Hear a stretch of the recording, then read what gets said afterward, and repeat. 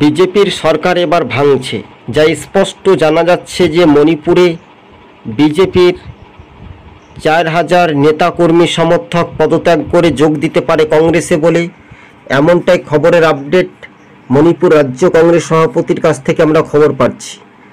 রাহুল গান্ধী তাই স্পষ্টভাবে কংগ্রেস সাংসদকে জানিয়ে দিয়েছেন, মাত্র কয়েকদিন অপেক্ষা করলেও সমস্ত রকমের সব মণিপুরের আপডেট পাওয়া যাবে।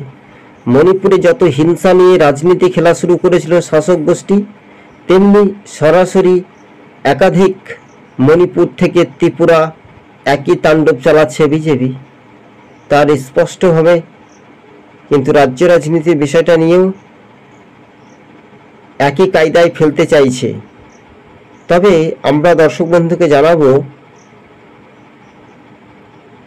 সরাসরি মণিপুরে যে হিংসার ঘটনা যতই হচ্ছে হোক না কেন, তাতে কার কি যায় আসে, কিন্তু বিজেপি ভোটে হারবে এটাই এখন চিন্তিত দেখার বিষয়। কিন্তু রাজ্য রাজনীতির বিষয়টা নিয়েও দর্শক বন্ধুগণ ব্যাপক হারে সবুজবঙ্গ নিউজ আপনাদের সঙ্গে প্রতিবেদনটি তুলে ধরলেও বিশেষ করে 4,000 যে ভোটার থেকে নেতা জনজাতি এলাকাতে সরাসরি রাহুল গান্ধীর এক প্রকার দাপট,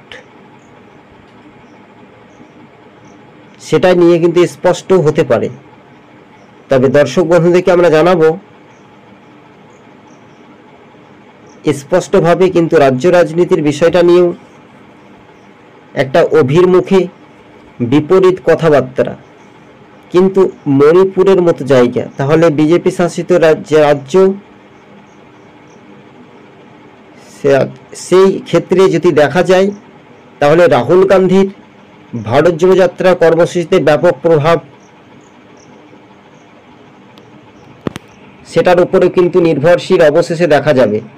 তবে হ্যাঁ, মণিপুরের হিংসার রাজনীতি নিয়েও বিজেপির মুখ্যমন্ত্রীর পদত্যাগের দাবি জানিয়েছিলেন। তবে রাজ্য রাজনীতির বিষয়টা নিয়ে বারবার করে আলোচনা হচ্ছে, বারবার করে সমীকরণ হচ্ছে যে নির্বাচনের সময়টা, সেটার উপরে কিন্তু স্পষ্ট হচ্ছে। তাই মণিপুরের মতো জায়গাতে এবার কিন্তু রাজ্য রাজনীতিতে ব্যাপক উদ্দীপনায় সরাসরি রাহুল গান্ধীর দাপট, বিজেপি শাসিত যে নরেন্দ্র মোদীর খেলা শেষ। তবে নরেন্দ্র মোদীর এবার পদত্যাগের দাবি জানাচ্ছে রাজ্য রাজনীতিতে। তবে হ্যাঁ, এবার খেলা জমলে সেটার উপরে খেলা কতটা বাস্তবে দেখা যাবে দর্শক বন্ধুগণ, সেটার উপরেও কিন্তু নির্ভরশীল। তবে 4,000 জনজাতি ভোটার থেকে নেতা কংগ্রেসে সামিল হচ্ছেন, কংগ্রেসে যোগদান করেছেন এক প্রকার বলা যেতে পারে। মণিপুরের চিত্রটা জেলা সভাপতি ও রাজ্য সভাপতির হাত ধরেই হয়েছে। খেলা কিন্তু জমেনি, এবার কিন্তু খেলা কিন্তু জমবে, সেটার উপরেও নির্ভরশীল অবশেষে দেখা যাবে, তাই তো? যেমন ত্রিপুরাতে হিংসার রাজনীতি নিয়ে সরব হচ্ছে রাহুল গান্ধী, তেমনি উত্তর পূর্বের রাজ্যগুলি মণিপুরেও একই কায়দায় সিং গজাতে পারছে না বিজেপি, অর্থাৎ সন্ত্রাস দমন, জনজাতি ভোটারদের একরাশ এগিয়ে থাকার অঙ্গীকার ভূমিকা হিসেবে যখনই সরকার গঠন বা হয় না কেন, স্বাভাবিকভাবে দিল্লিতেও কিন্তু একটা টলমল শুরু করে দিয়েছে, সেটা কিন্তু একেবারে স্পষ্টভাবে। এবার সরাসরি যে কথাগুলি আপনাদের সঙ্গে জানিয়ে রাখি, মণিপুরের যে রাজনৈতিক পরিস্থিতি, সেই মণিপুরের ঘটনাগুলি বারবার করে আলোচনা হচ্ছে। তবে এই বিষয়টা নিয়েও রাজ্য রাজনীতিতে এক প্রকার নিশ্চিত হাওয়া বলা যেতে পারে। 4,000 জনজাতি ভোটাররা কিন্তু রাহুল গান্ধীর ওপর ভরসা রেখেছে, সেটাই কিন্তু এক প্রকার স্পষ্ট। কিন্তু রাজ্য রাজনীতির বিষয়টা নিয়েও বারবার করে আলোচনা চলছে দর্শক বন্ধুগণ। তাহলে এই যে মেরুকরণের রাজনীতি, হিংসার রাজনীতি, সেটা কিন্তু লোকসভাতে কংগ্রেসের সাংসদ মণিপুর থেকে তিনি তীব্র সমালোচনা করে সেটার উপরে নির্ভরশীল হবে। হ্যাঁ, এবার বাস্তবে রাজনৈতিক সমীকরণ সেটাই এক প্রকার হাওয়া কিন্তু নিশ্চিত হতে পারে। সেটার উপরে 4000 নেতাকর্মী শয়ে শয়ে কিন্তু রাহুল গান্ধীর ওপর কিন্তু ভরসা রাখছে, সেই রাজ্যের সভাপতির ওপর ভরসা। তবে বিষয়গুলি হচ্ছে দেখার বিষয়, দুটি ধাপে যখন প্রভাব বিস্তারিতভাবে দেখা যায় সেটার উপরে নির্ভরশীল অবশেষে দেখা যাবে দর্শক বন্ধুগণ। তবে হ্যাঁ, এবার কিন্তু খেলা জমেনি, তবে তো খেলা জমবে। তবে নরেন্দ্র মোদীর পদত্যাগের দাবিও করছেন, একই সঙ্গে মণিপুরে বিজেপির মুখ্যমন্ত্রী জোটের তারও পদত্যাগের দাবি।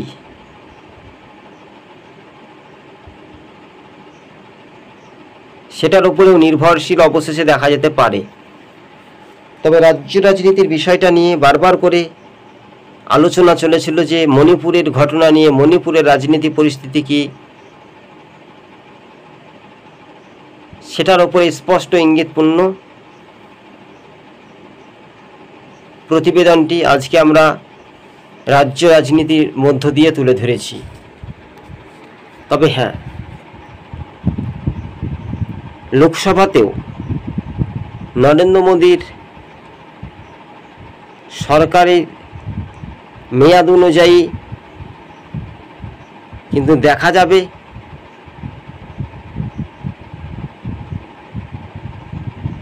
সেটার উপরে সরজমিনে একটা বিশেষ অঙ্গীকার বা বিশেষ সেটার উপরে নির্ভরশীল অবশেষে হবে। তবে এবার যে রাজনৈতিক চিত্রমান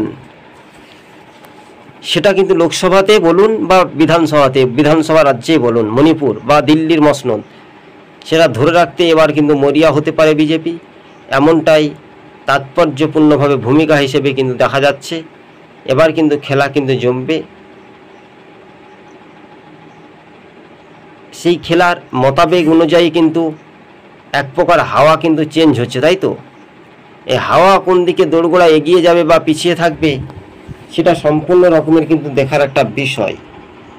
প্রিয় দর্শক বন্ধুগণ, আপনারা দেখছেন সবুজবঙ্গ নিউজ।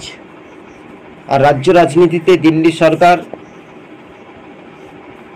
অপেক্ষায় রইল, অপেক্ষাতে রয়েছি যে বিজেপি সরকার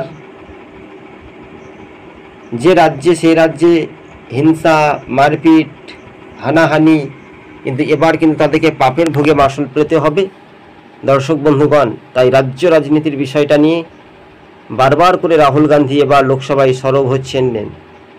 তবে এবার মণিপুরের যে ঘটনাগুলি, তেমনি সেটার উপরেও নির্ভরশীল অবশেষে দেখা যাবে। তবে হ্যাঁ, শাসক দলের বিরুদ্ধেই সমালোচনার ঝড় কিন্তু বইতে চলেছে কংগ্রেস নেতা রাহুল গান্ধী, যেহেতু তিনি লোকসভার বিরোধী দলের নেতা।